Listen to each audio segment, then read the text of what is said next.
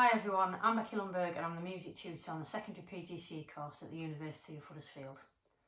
I'm here to talk to you about my 5 key tips for making the most of your NQT year. I hope you find it useful.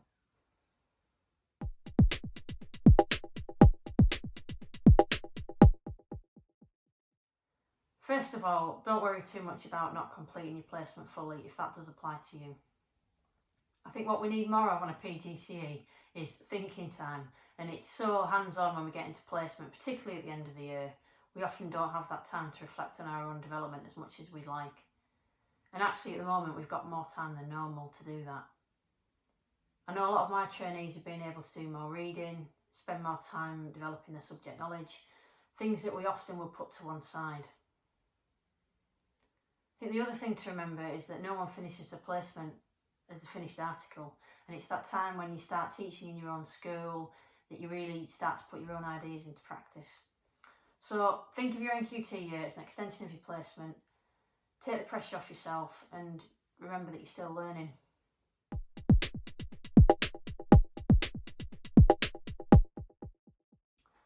Get off to a good start. What we really need the most when we're trying something new is a bit of confidence, and understandably this can take time. So it really does help to start positively. So think short term at the beginning, focus on your first lesson, your first day, the first time you meet your classes, so it goes as well as it possibly can.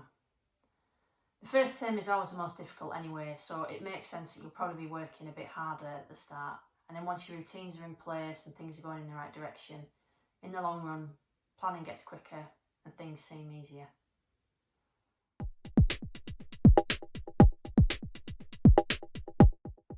Once you've made a good start, remember that you're playing the long game. So find ways of giving yourself as much time as possible. This can be different for each of us, but strategies that worked for me included getting in early, not necessarily all the time, but particularly at the beginning of the year when things were busier. Making a to-do list for each day. Remember, there's always something to do in teaching, so a daily list can help you feel a sense of achievement.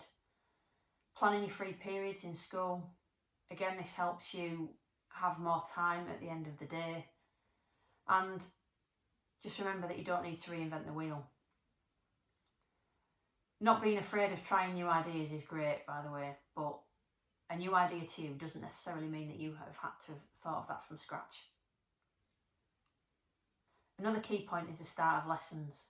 Make sure you've got a task for students to do.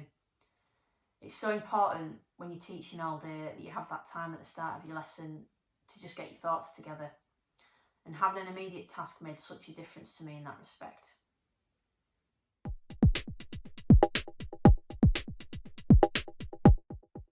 Make sure you have the right support around you to do your job as successfully and efficiently as possible. For me, having someone at work to share my day with or talk through my experiences with had a huge impact on my own job satisfaction and how much I enjoyed going to work, regardless of if I'd had a good or a bad day. Sometimes that person is in your department, but that isn't always the case. It might be an NQT or another member of staff. But look out for that opportunity to create that network of support. This network of support can also stretch to other musicians and teachers in other schools. So keep in touch with the people on your course, your PGCE music tutor, engage with conferences and online forums. These are all great ways of allowing you to explore new ideas and keeping yourself current. Also, don't underestimate the importance of working well with other staff in school. I know that get to know the caretaker and support staff is often a common recommendation, but actually having the respect of all other people in the school makes your job much easier. It's easier to ask for help, there's more understanding if you make a mistake, and generally speaking, things are easier if you're held in high regard.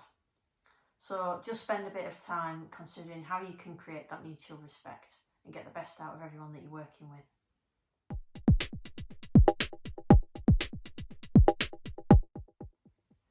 My final point relates to the product that we're providing as music teachers.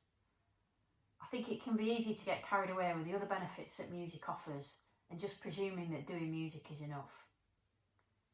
We give strength to our subject if we are developing our students as musicians. And I think it's a good point to focus on, as a new music teacher.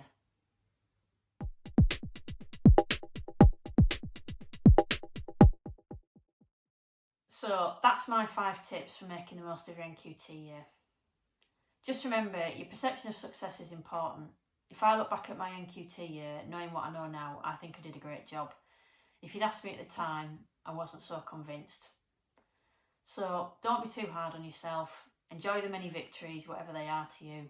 And ultimately, don't forget that you're a musician too. So try and keep that up, even when you're living and breathing school, because it's what got you started on this journey in the first place.